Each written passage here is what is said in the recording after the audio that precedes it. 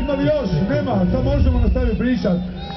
Ajmo Zumba, dalje! Pozdrav Zumbi Rijeka!